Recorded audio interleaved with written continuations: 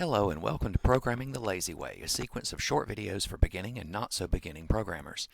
I'm Will Briggs, creator of C++ for lazy programmers, where you'll find more things like this. Today I want to talk about how to figure the best way for the computer to do something and give an example.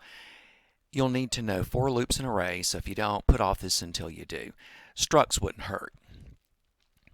The basic idea is write down how you, the human being, would solve the problem, if that makes sense, and then play with it to make it better. As an example, consider the task of shuffling a deck of cards. You know how you'd do it. You'd split the deck in two and sort of ruffle the cards together. Since you don't do this perfectly, one card gets interleaved with two cards, it gets interleaved with three, and then with one more. It's kind of sloppy, and that's good because it makes the result unpredictable. But I don't know how to do things sloppy with an array in a program, so let's imagine something more array-like. It's a stack of slots or pigeonholes, each of which contains a card. How would I randomize that? Well, there are different ways. Here's one. Make a brand new array. 52 times, we'll take a card from some randomly chosen location in the old deck and put it in the next position in the new deck. We'll be copying the new deck back over to the old deck when we're finished. And we choose another random location in the old deck and put it in the next position in the new deck and keep going. Problem is, eventually, we're going to be picking by random chance one of these places that we've already taken a card from and copy that, and we end up with two copies of something. That's not so good. So here's what we'll do instead. We'll replace any card that we copy with an empty marker. And then next time we pick a card, if we happen to get that slot, then we'll know to keep looking until we get one that's not empty, that's not already been copied over. This will work, but think about what happens when you're nearly done moving cards over and you pick a random location and it's empty, and you pick a random location and it's empty, and you keep doing that, and it's going to happen a lot because you've got very few actual cards left in the old deck.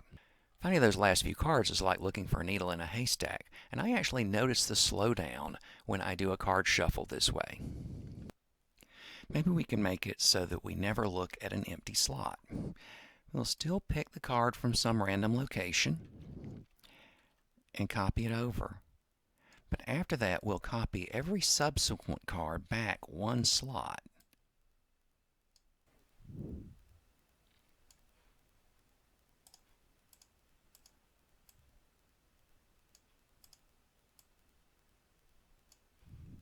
We keep track of how many cards are left. I'm using this bar to represent the current end of the non-empty part of the deck.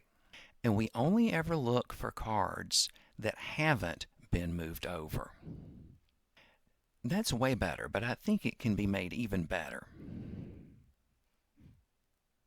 See, if you copy something over that's near the start of the deck, there's a lot of copying back that has to go on. What we could do instead is we could swap the card that we're copying with the last thing in the sequence. So we'll copy it over to the new deck as before. But this time, instead of copying everything back, I'll just move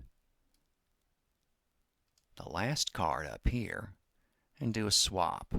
And then as before, I change the number of cards that are left and use this bar to represent that.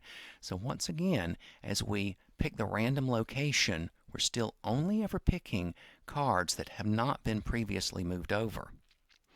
But I didn't have to go through that long copying back sequence.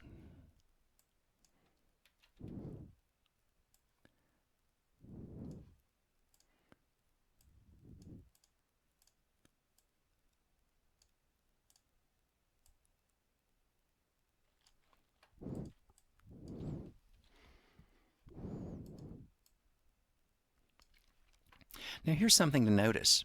As I do this by swapping, the old deck's end looks just like the new deck's beginning, only in reverse.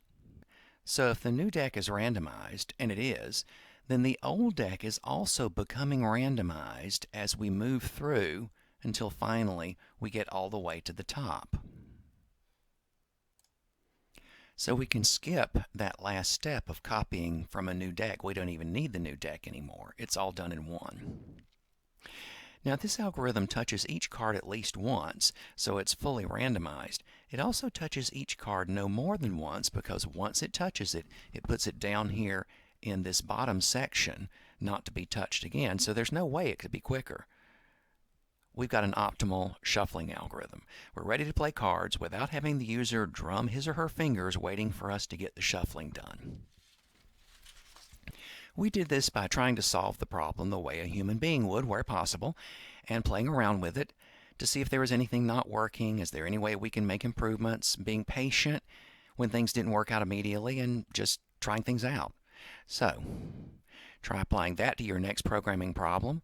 Leave comments or likes below on Facebook or YouTube, and stay lazy.